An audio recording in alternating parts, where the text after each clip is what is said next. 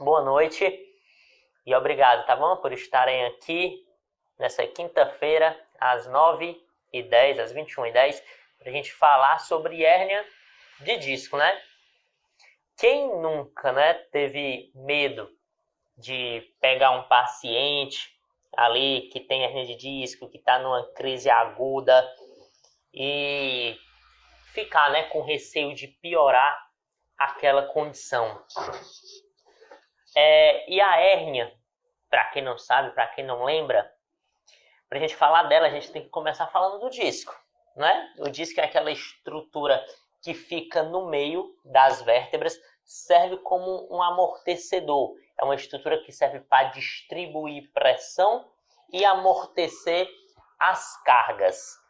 Quando o disco tem seu anel rompido, quando as bordas do disco rompem, aí o material do núcleo sai, é isso que nós chamamos de hérnia de disco, tá bom?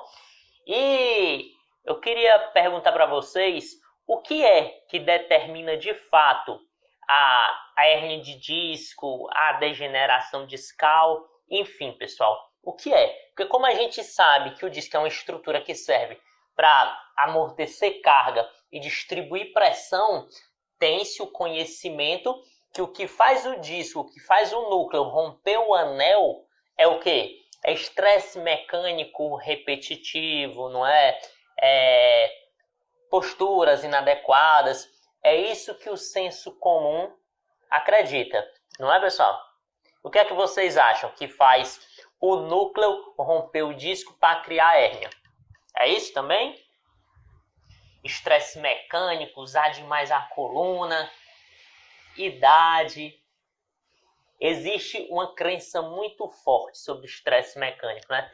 Mas eu queria dividir aqui com vocês o seguinte: apesar do disco servir para absorver carga e distribuir pressão, não é, pessoal, o excesso de carga ali na coluna, no disco, que faz realmente com que a hérnia apareça. Olha que legal. Teve um estudo que foi publicado pela Battier, tá bom? Deixa eu ver aqui o ano, em 2009.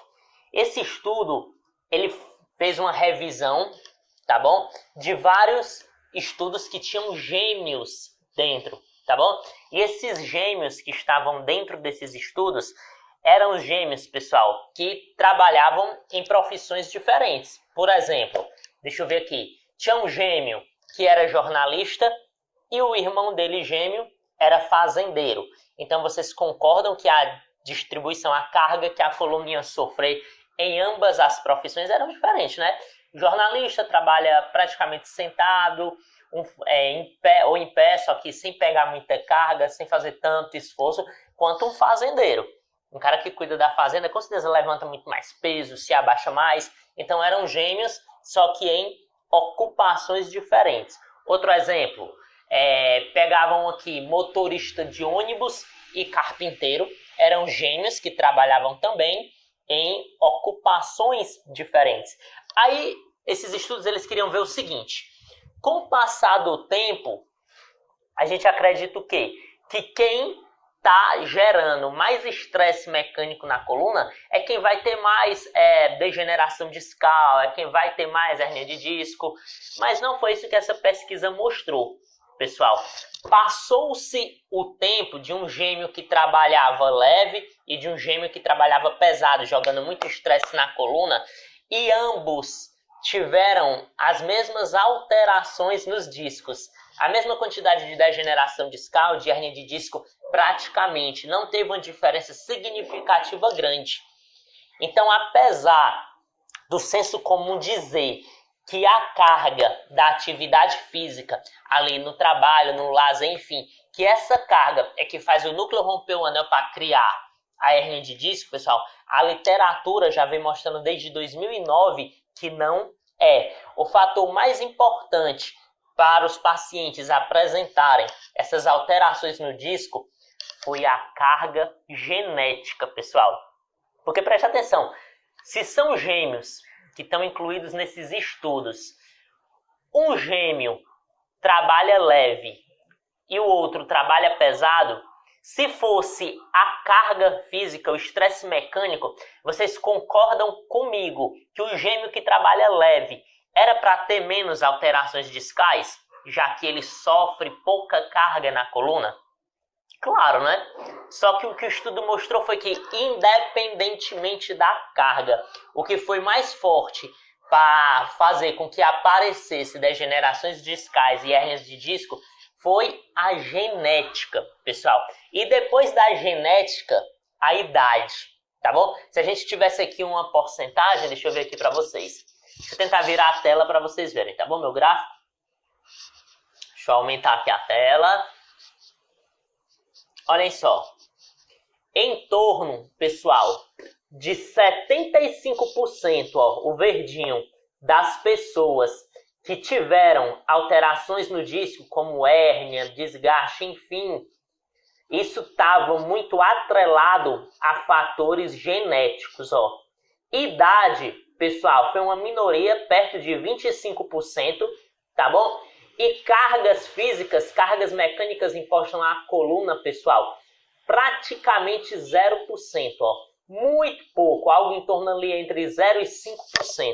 Ou seja, galera, o que o senso comum e o que os livros antigos dizem pra gente é que a hérnia vem de um desgaste, de um trabalho excessivo ali da coluna, aí tem uma hora que o disco não consegue mais distribuir a pressão, nem absorver a carga, por isso que sai a hérnia. Mas não, tá bom?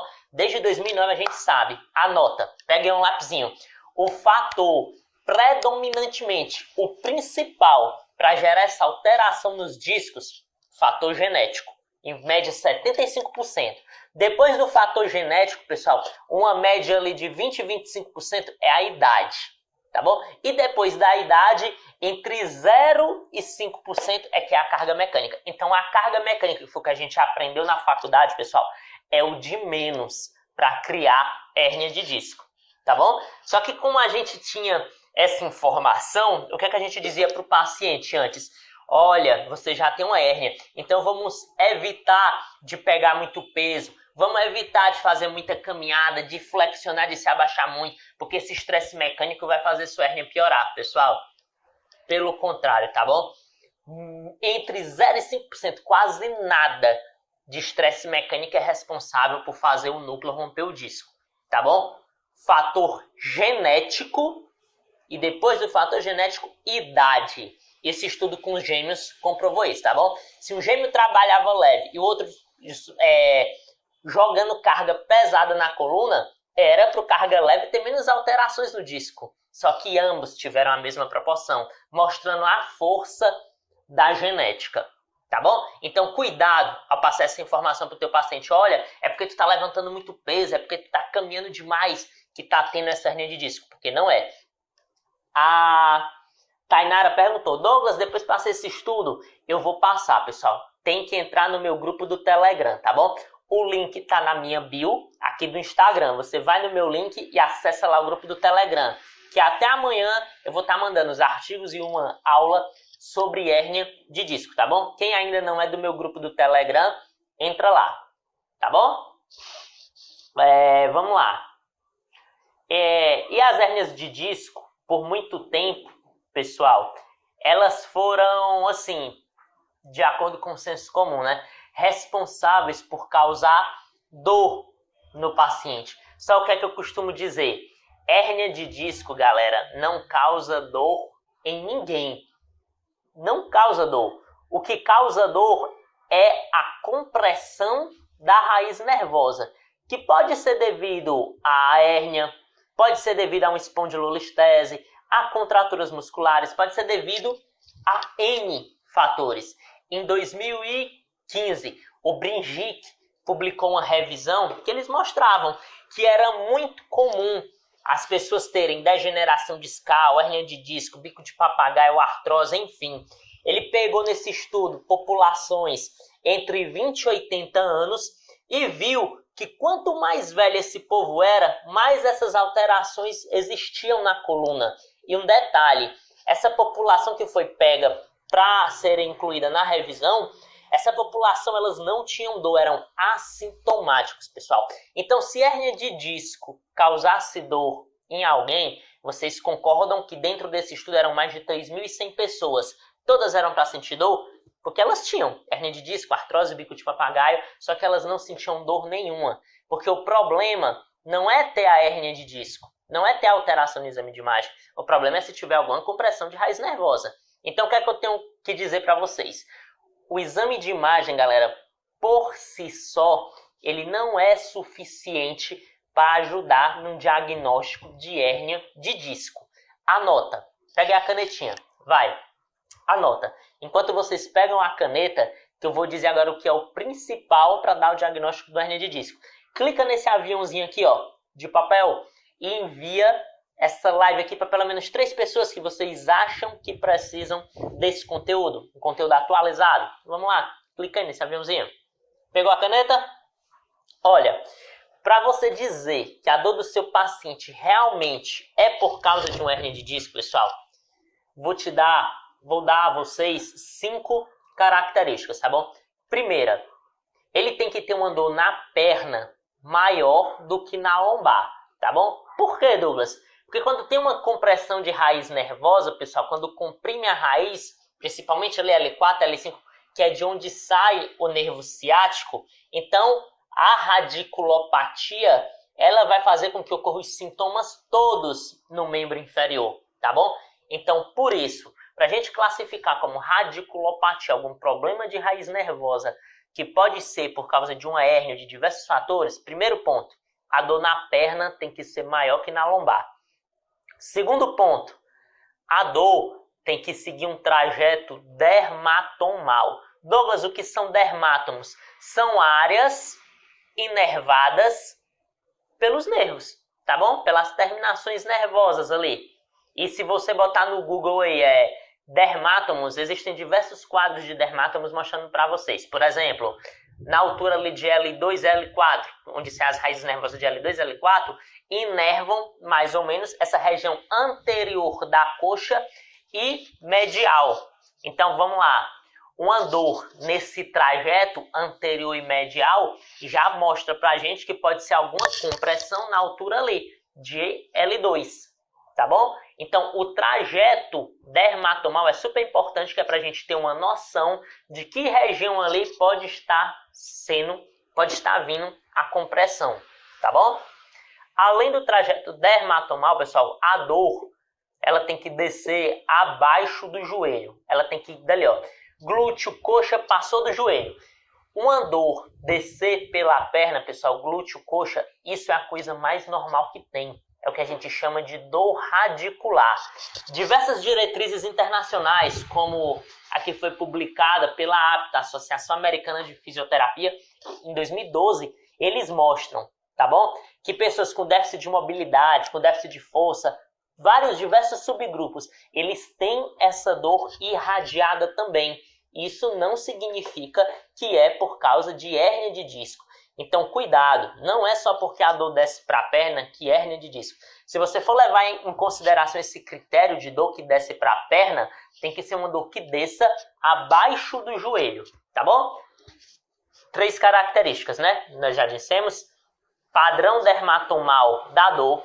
Dor na perna ser maior que na lombar, dor descer abaixo do joelho. Nossa 4ª característica, pessoal, ter parestesia, dormência, perca de força, ter déficits neurológicos, tá bom? Isso é nosso 4º sinal para a gente poder considerar a possibilidade da dor do teu paciente ser por causa de uma hérnia.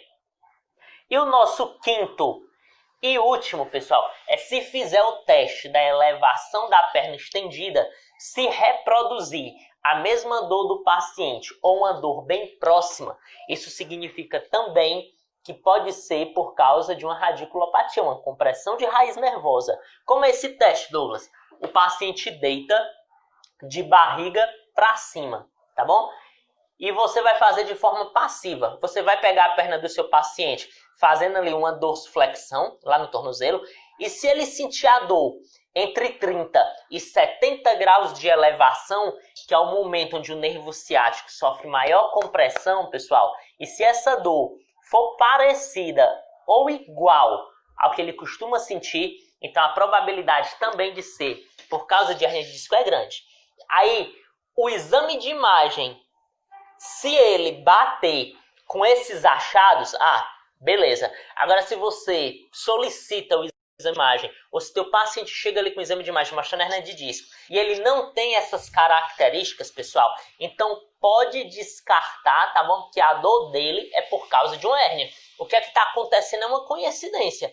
Porque se ele não tem uma dor seguindo um padrão dermatomal, uma dor na perna maior que na lombar, uma dor que desce abaixo do joelho, o teste de elevação da perna estendida provocando dor, e além disso, que foi outra característica, padrão dermatomal, teste de elevação da perna estendida, parestesia dormente. Se ele não tiver nada disso, então pode descartar a causa da dor ser por causa da hérnia. Aquela hérnia tá ali porque, como a gente falou aqui no comecinho da live, é normal. Fatores genéticos são prioridade. É o que mostra mais essas alterações aí na coluna. Fatores genéticos e idade, tá bom? Então é comum do processo de envelhecimento, da vida, da carga genética que teu paciente carrega de toda a família. Por isso, durante a minha avaliação, é o que eu menos considero. A primeira coisa, pessoal, são sinais e sintomas. Deixa eu ver os sintomas. Os sintomas são característicos disso. Tá bom, vamos tratar. O exame de imagem, pessoal, num caso de compressão de raiz nervosa, ele seria importante se a gente estivesse desconfiando de uma síndrome da cauda equina. Que aí, nesses casos, o paciente vai ter incontinência urinária, incontinência fecal. Então, significa que a compressão está enorme e a situação não está legal. Então, nesse caso, associar esses déficits neurológicos graves, progressivos, com o exame de imagem é inteligente. Se tiver sinais que indiquem essa gravidade, que é o que nós chamamos de red flags, as bandeiras vermelhas. Se não tiver, pessoal, teu paciente bandeiras vermelhas, sinais e sintomas que indiquem alguma condição séria, não tem necessidade nenhuma de exame de imagem, tá bom? Exame de imagem é complementar a nota a uma suspeita de doença grave. Quando a gente está falando de compressão, então a suspeita de doença grave aqui seria uma síndrome da cauda equina. Se ele tiver todos esses déficits neurológicos associados à incontinência urinária e fecal. Se não tiver, se liga nesses 5 sinais que a gente falou, tá bom? Mais uma vez, para quem está entrando agora e não anotou, uma dor na perna maior que na lombar, tá bom? Uma dor que segue um padrão dermatomal, o teste de elevação da perna estendida reproduzir uma dor parecida ou idêntica, tá bom? Parestesia, dormência na perna também, tá bom? E a dor que desce abaixo do joelho. Tendo essas 5 características, beleza. Então, provavelmente a dor dele é por causa de uma radiculopatia, de uma compressão de raiz nervosa. Essas características e os artigos que a gente vem citando até agora, como a da Battier, que mostra que essas alterações no disco ocorrem mais por fatores genéticos, e o do Brigitte, que é a revisão que mostrou que quanto mais velho, mais alterações pessoas sem dor têm, esses artigos eu vou colocar no nosso grupo do Telegram. Quem não é do nosso grupo do Telegram, entra lá, o link está na minha bio, que a gente vai jogar essas referências lá. E mais uma aulinha especial aqui que eu preparei para vocês. Tudo bem? Uma pergunta que me fazem muito, Douglas, hérnia de disco, quando a dor é por causa da hérnia, que é quando tem essas características que a gente falou. Só se cura com cirurgia? É uma pergunta que me fazem muito. Pessoal, claro que não, tá bom? O Zong, em 2017, ele verificou que ocorre uma reabsorção espontânea da hérnia, pessoal, em 66% dos casos. Então, todo mundo ali que tem hérnia de disco, 66% das pessoas vai ter uma reabsorção espontânea. Essa hérnia de disco vai regredir, independentemente, galera, do tamanho. Porque um problema que tem grande é a gente associar o tamanho da hérnia ao tamanho do sofrimento. Quando o paciente está ali sofrendo muito, a gente imagina, eita, é porque a hérnia é enorme. Pessoal, não interessa. o tamanho, tá bom? O que interessa são os sinais e os sintomas. Tem pacientes que têm extrusões e até sequestros, que são as piores hérnias de todas, mas não sentem dor nenhuma. Então, o que vai dizer para você, o que vai te ajudar de fato são os sinais e os sintomas, não é o exame de imagem. Quando a gente se apega ao exame de imagem, a gente se assusta quando vê o tamanho das hérnias. E isso não representa a realidade. Como a gente falou, o estudo de Zong, de todo jeito, mostrou que 66% regridem, tem uma reabsorção espontânea. Então, 1-0 para nós, contra o sofrimento. Porque a história natural, pessoal, é favorável. Com o passar do tempo, elas tendem a regredir espontaneamente. Então, aquele negócio, que é uma hérnia de disco, você nunca vai melhorar dessa hérnia. Então, você não pode mais fazer sua atividade física, você não pode mais pro trabalho. Isso é balela, tá bom? Hérnia de disco se reabsorve sozinha. E quanto mais, como é que eu posso dizer? Quanto maior a hérnia de disco, mais fácil vai ser dela regredir. Maria, você está me dizendo aqui que tem uma hérnia de disco e sente dor, mas não quer dizer que sua dor é por causa dela, como a gente falou. A possibilidade da sua dor ser por causa dela é se tiver as 5 características que a gente falou. A dor na perna é maior que na lombar? Você sente uma dor que passa do joelho, que desce até o pé? Sua dor segue um padrão dermatomal? Quando você levanta sua perna estendida deitada, essa dor piora? Você sente parestesia, dormência, formigamento, fraqueza? Se não sente nada disso, Maria, então a dor não é por causa da hérnia, porque é comum a gente ter hérnias de disco, bico de papagaio, isso tudo, como eu já falei, isso é normal do processo de envelhecimento, isso é normal da nossa genética, a gente já carrega esses desgastes, essas alterações dos nossos antepassados.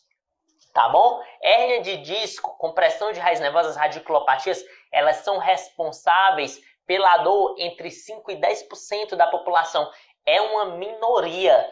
E aquela compressão forte, como a da síndrome da cauda equina, que é uma doença grave, é como a Tainara falou, é entre 1% e 2%, que é uma coisa específica. Então, provavelmente, se você não ter esses sintomas, sua dor lombar se enquadra dentro da dor lombar inespecífica. Tá bom? Anota agora o que eu vou dizer. Um abaulamento é quando o anel, quando o disco ali, ele começa a romper algumas fibras, tá bom? A gente chama de protusão, na realidade, né? Abaulamento é quando faz a curvatura e ainda não rompeu nada. Abaulamento. Protusão é quando começa a romper algumas fibras. Extrusão, que é uma hérnia maior, ela já rompe ali todas as fibras do anel e ela sai um pouquinho. Ela só não invade o canal medular porque o ligamento longitudinal posterior está segurando. E a hérnia sequestrada é aquela hérnia que já ultrapassa ali o ligamento longitudinal posterior e invade o canal medular. Então, quando a gente vê isso daí no exame de imagem, é um susto enorme. Mas olha a notícia boa que eu já dei aqui para vocês. Primeiro ponto, você pode ter 3, 5, 10 hérnias de disco, tá bom? Mas se ela não tiver essas características que a gente conversou, a dor não é por causa delas. Dor descer para a perna ali, pro glúteo, para a coxa, até o joelho, é normal, tá bom? De quem tem dor lombar por déficit de mobilidade, por déficit de força. O problema é se tiver as características que eu conversei. Se ela passar do joelho associado à fraqueza, dormência, enfim, tudo que a gente já conversou que a gente já tem que progredir. Não vale mais a pena repetir, tá bom? Não anotaram? Não com a caneta? Se a dor for por causa de uma hérnia verdadeira, pessoal, se anima, tá bom? Abaulamento, que é quando o disco faz a curvaturazinha, 13% deles, tá bom? Regridem, se reabsorvem, se curam. Anota, 13%. Protusão, 41% das protusões, elas se curam, regridem, pessoal, que é normalmente o que é visto no exame de imagem. Quase a metade se cura, tá bom? Extrusão, que é aquela que já rompe todo o anel e sai um pouquinho ali, o núcleo do anel, as extrusões, 70% das extrusões, elas também se curam sozinhas. Pessoal, e 96% das hérnias sequestradas, que são as piores, as maiores, as que invadem o canal medular, elas se curam também sozinhas. Vocês perceberam que da menor, que é o abaulamento, que ele só faz uma curvaturazinha ali no anel, até a hérnia sequestrada, que é a que invade o canal medular, quanto maior a hérnia, mais fácil é da hérnia se curar, da hérnia regredir. Vocês prestaram atenção nesse detalhe? Protusão 13%, aliás, abaulamento 13%, protusão 41%, extrusão 70% e sequestro 96%. Agora eu pergunto para vocês, por quê? Quanto maior a hérnia, mais fácil dela se curar, dela ser reabsorvida. Alguém sabe o porquê?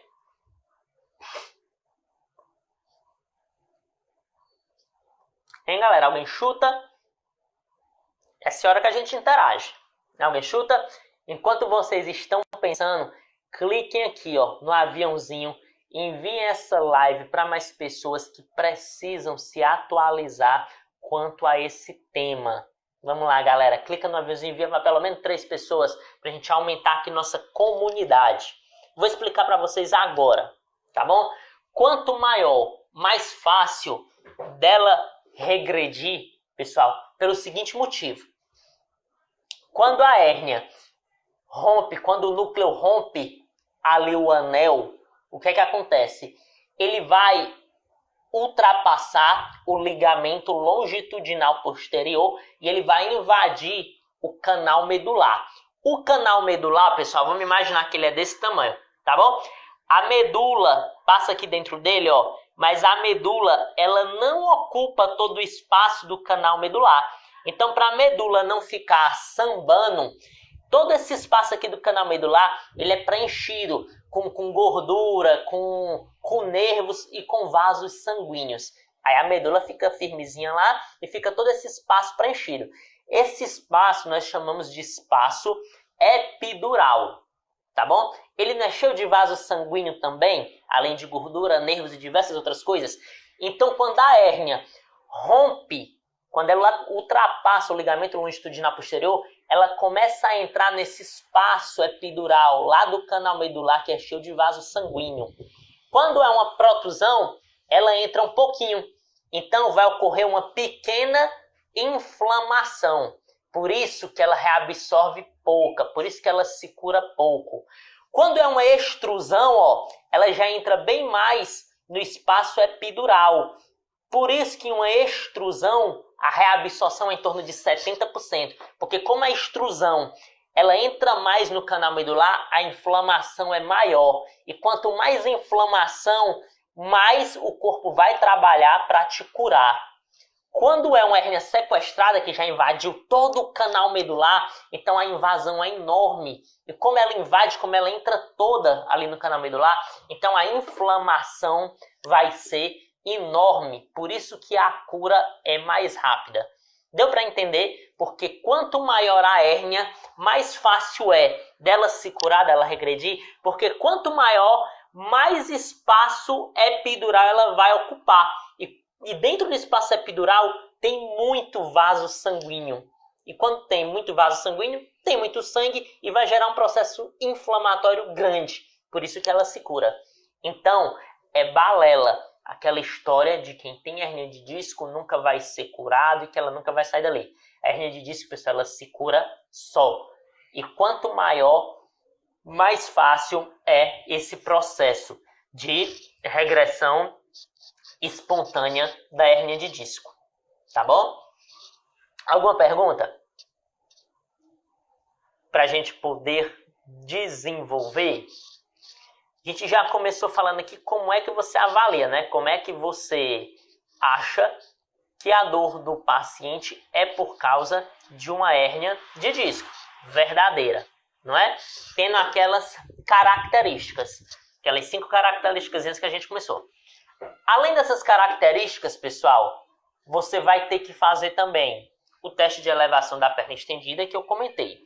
O teste de elevação da perna estendida, pessoal, ele é muito válido, ele é muito sensível, ele tem uma capacidade boa de reconhecer que a dor é por causa da hérnia de disco, porque ele vai comprimir ainda mais a estrutura neural, tá bom? Já já a gente chega lá, viu, Tainara? O que é que a gente vai fazer? A gente está aqui comentando aspectos gerais e a avaliação, para já já ir para o tratamento, tá bom?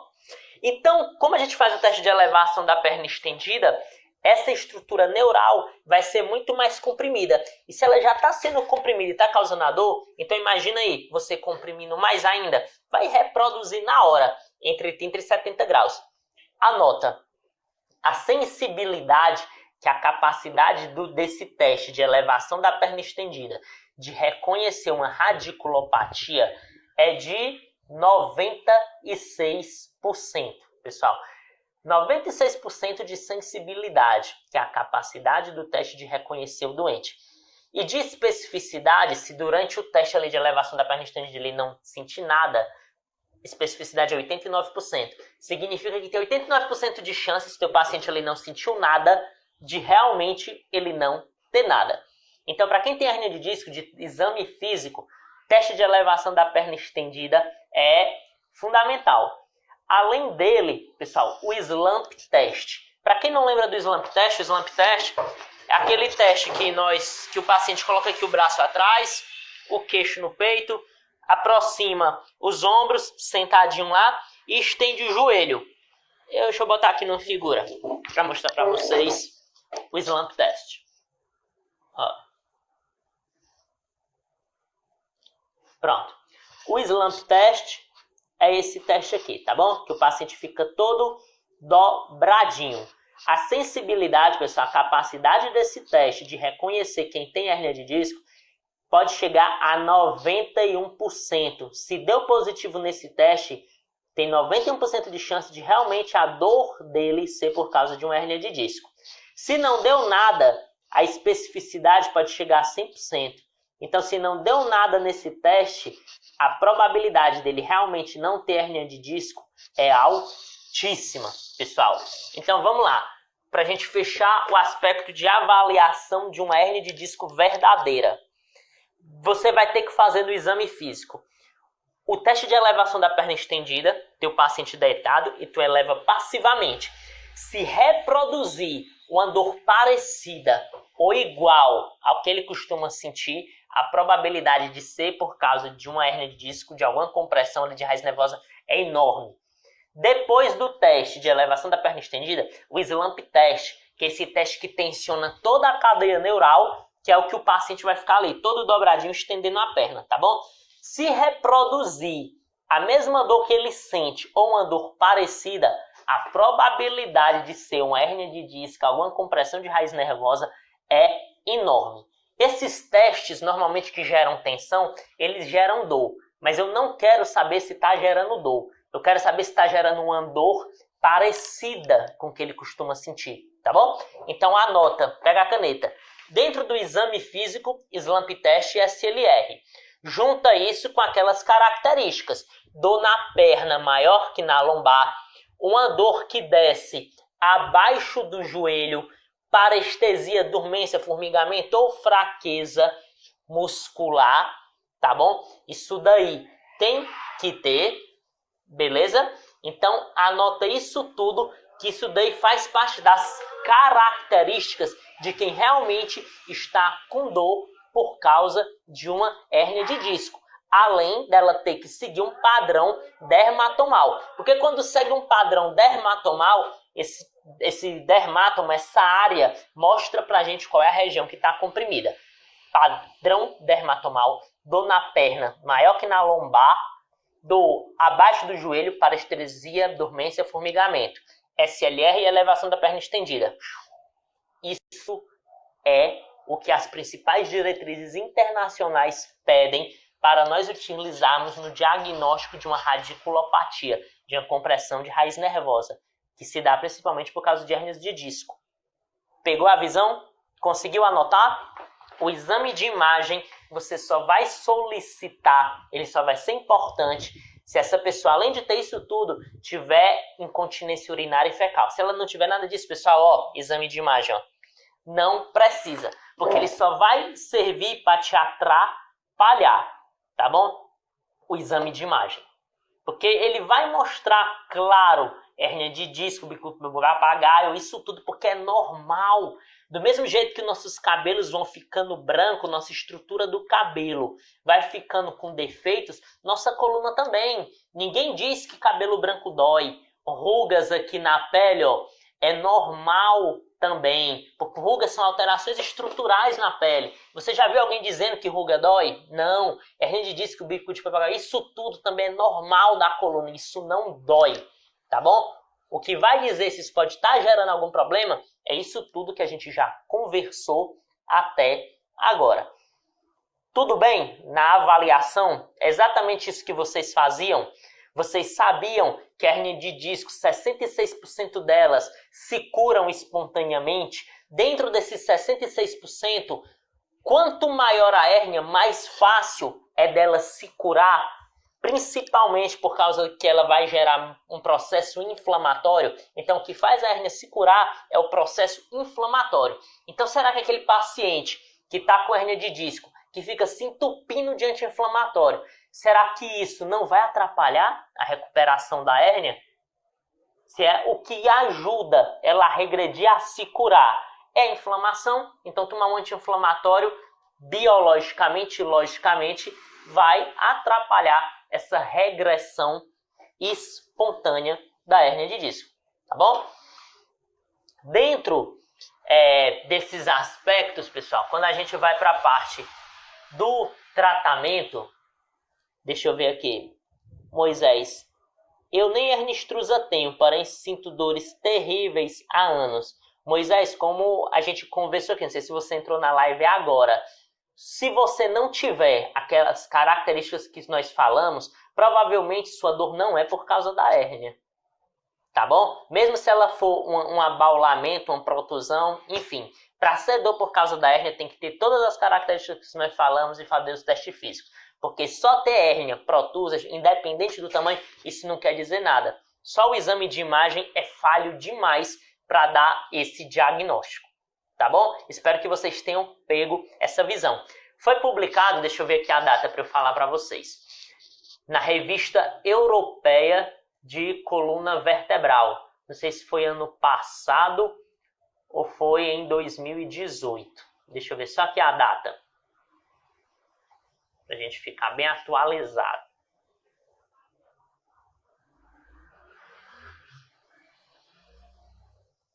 Em 2018, isso. Foi publicado na Revista Europeia de Coluna Vertebral um guia, tá bom? Para os profissionais de saúde fazerem o manejo tanto de dor lombar quanto de radiculopatia, essa compressão de raiz nervosa, tá bom? E esse guia que foi publicado na Revista Europeia de Coluna Vertebral, ele está alinhado, pessoal, com as principais diretrizes internacionais, com as diretrizes do NAS, com as diretrizes da APTA, Associação Americana de Fisioterapia, enfim, as diretrizes que você imaginar. E o que é que eles recomendam, pessoal, dentro dessas diretrizes? Olha, nenhuma diretriz recomenda para hérnia de disco verdadeira, pessoal, cirurgia. E é o que a gente mais escuta, né? O pessoal dizendo que foi recomendado fazer cirurgia, que irão fazer cirurgia, que é para tirar logo a hérnia de disco. Pessoal, quem tem algum problema na coluna e se submete à cirurgia, tem entre 10% e 46% ali de chance de voltar a ter a mesma dor de antes ou uma dor até pior, que é o que a gente chama de síndrome da falha cirúrgica. Sabe por quê? Porque a hérnia que você, fisioterapeuta, que o médico, enfim, que todo mundo está vendo ali do exame de imagem, ela não é a responsável por causar a dor do paciente. Porque basta o paciente dizer, eu estou com dor nota 10, uma dor horrível que eu não estou nem andando. Aí o profissional olha, o exame de imagem é por causa da hérnia. Vamos operar. Você tem que operar, vou te encaminhar. Aí opera, faz a dissectomia, tira a hérnia de disco, mas ele continua com dor. Porque a dor não é por causa dela. Mais uma vez, independente se teu paciente está com uma dor horrível, que ele não está nem conseguindo se mexer e andar, e está no exame de imagem hérnia de disco, isso não quer dizer que é por causa dela. Os parâmetros são esses que nós conversamos, tá bom? De acordo com as diretrizes internacionais. Aquelas 5 características, mais os 2 testes do exame físico. As principais recomendações no mundo atualmente é o exame clínico, não é o exame de imagem, para dar o diagnóstico de radiculopatia, tá bom? Deixa eu ver aqui. Beleza. Aí o que é que as principais diretrizes mandam? Essa de 2018 aí, que a gente conversou, da Revista Europeia de Coluna Vertebral, a do NAS, que foi publicada agora em 2020, a da APTA de 2012, as que vocês imaginarem. Exercício, terapia manual e educação em dor. Nenhuma das diretrizes, pessoal, recomenda aparelhos. Eletroterapia, com-TENS, ultrassom, infravermelho, nenhuma recomenda, porque isso não tem a eficácia comprovada de fato para tratar um paciente com radiculopatia. Então vamos lá. Não tem cirurgia, não é recomendado. Isso é muito fácil do físio pegar e criticar, né? Quando não é a nossa área, só enrola, medicação e cirurgia não trata. Mas você sabia que na nossa área você também utiliza diversas coisas que só enrola e não trata? Eletroterapia é uma, tá bom? Isso daí não sei o que estou dizendo, são as principais diretrizes do mundo. Eu queria muito que a eletroterapia fosse eficaz mesmo para tratar alguém com radiculopatia, mas não é, tá bom? Cirurgia não é, eletroterapia não é, injeções de corticoide não é, repouso piorou, aí é que não é. Tem estudos que mostram em pessoas com radiculopatia que foram tratadas com repouso e o outro grupo foi tratado fazendo exercício precocemente.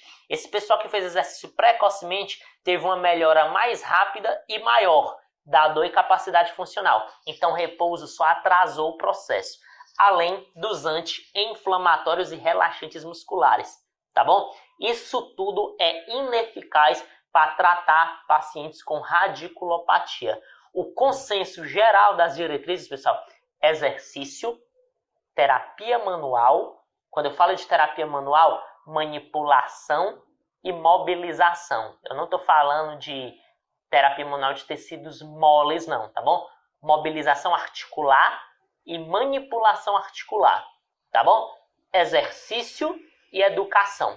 Isso é o que tem de mais eficaz. Douglas, a gente sabe que quando o paciente está em uma crise bem aguda de hérnia de disco, com aquela dor ali que está descendo para a perna, que ele perdeu a força, que está tudo dormente, dor maior que na lombar, a gente sabe que não dá para aplicar exercício.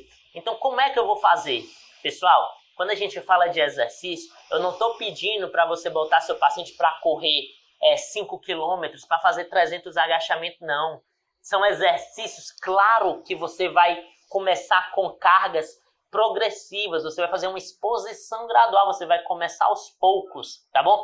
Se o exercício que você está fazendo no teu paciente com radiculopatia fazer com que a dor na perna se espalhe ainda mais, anota.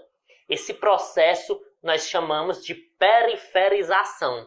Então, se você está aplicando o exercício no teu paciente, começa a espalhar, começa a periferizar, volta. O negócio não está certo.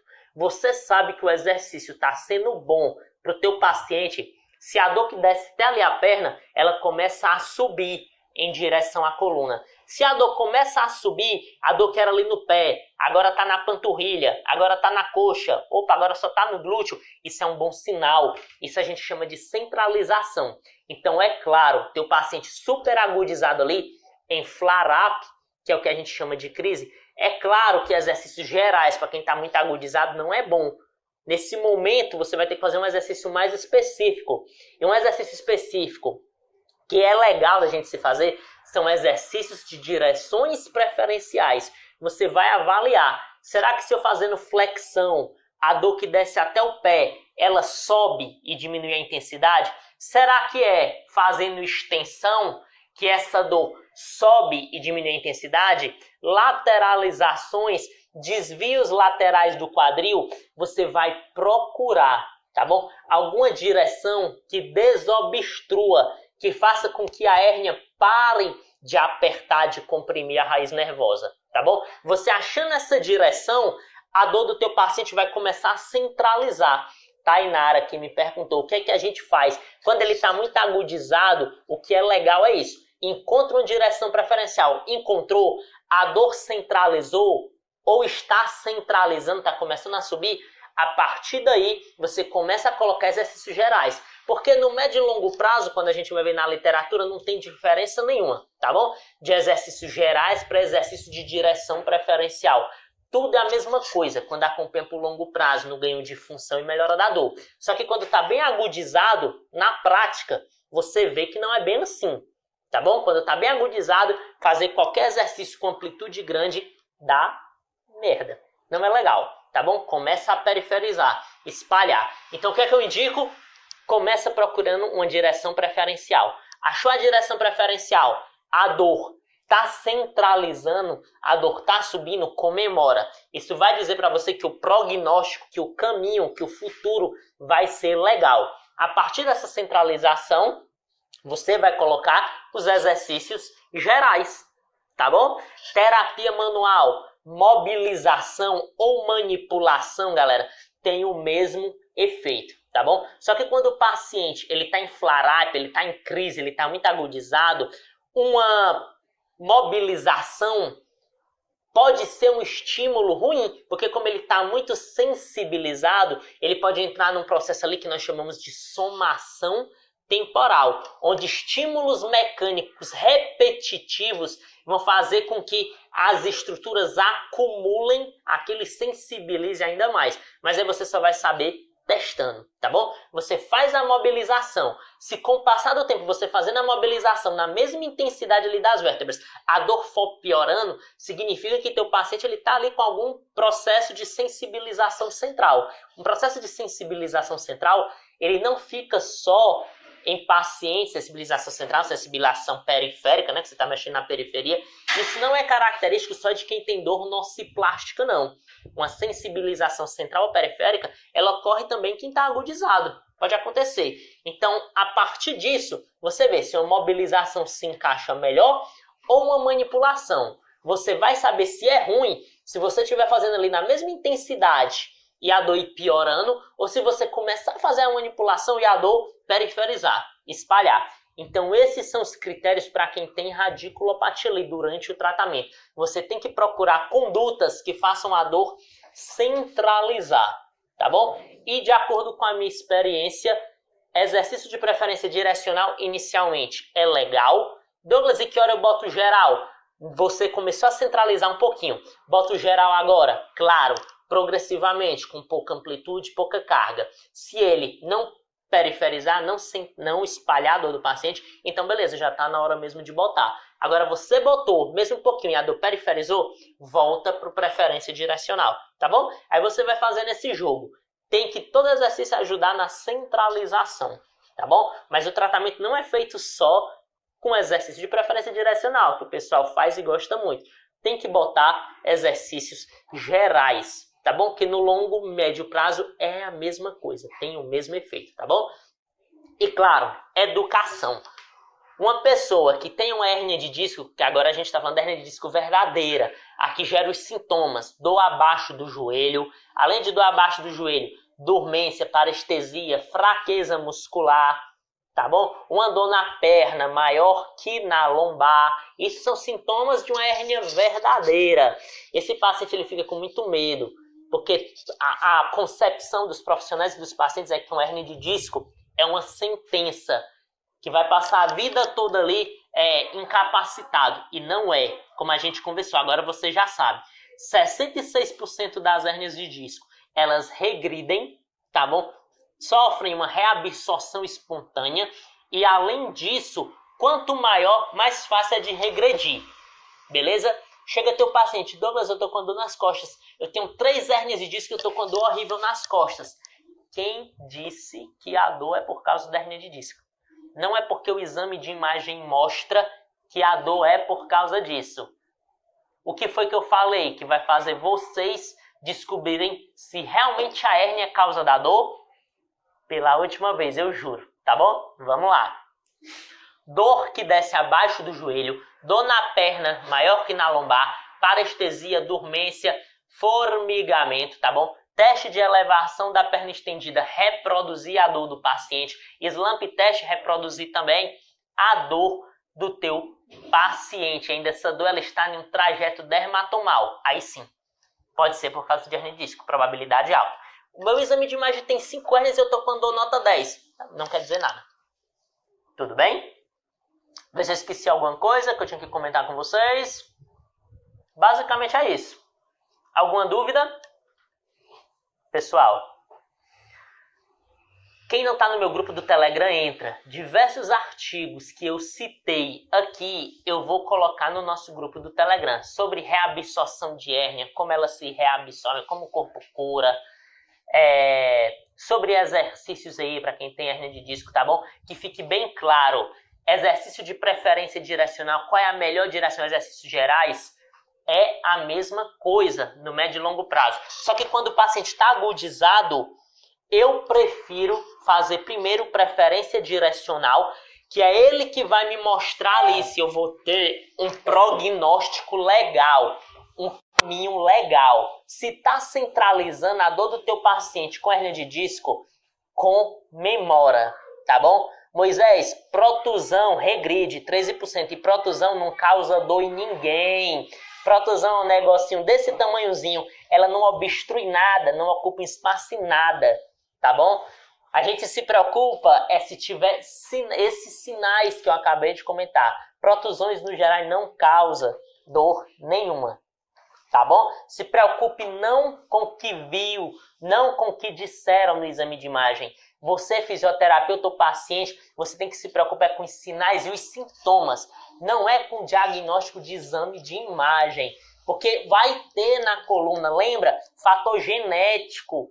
No estudo dos gêmeos que eu falei, independente se você trabalha pegando muito peso ou trabalha leve, gêmeos assim, ambos tiveram a mesma proporção de desgaste, comprovando pra gente que não é a tarefa, que não é o peso, que não é dobrar. A carga genética que contribui mais, depois a idade. Essa carga ocupacional de trabalho é praticamente 0%. É quase nada, tá bom? Vamos lá, responder essa pergunta do Kellerman. No caso de um LASEC negativo e SLUMP positivo, qual seria o diagnóstico? Kellerman, a gente conversou. A gente tem que juntar diversos critérios. Exame de imagem é o de menos. Principais critérios: dor na perna maior que na lombar. Dor na perna maior que na lombar. Dor seguindo o trajeto dermatomal. Dor abaixo do joelho, tá bom? Parestesia, dormência e formigamento. Esses 4 e acrescento o SLUMP e o SLR. Nada na literatura para físio, para médico, para psicólogo, para ninguém dá um diagnóstico de 100%. Mas a probabilidade de ser por causa da hérnia é enorme. Tá bom? Então a gente trabalha aqui com ciência, com probabilidade. Isso tudo dando positivo, a probabilidade é enorme. Ah, Douglas, o SLUMP, o SLR deu negativo, por exemplo. Tá bom, mas estava aquelas 5 características, ainda assim existe uma probabilidade alta.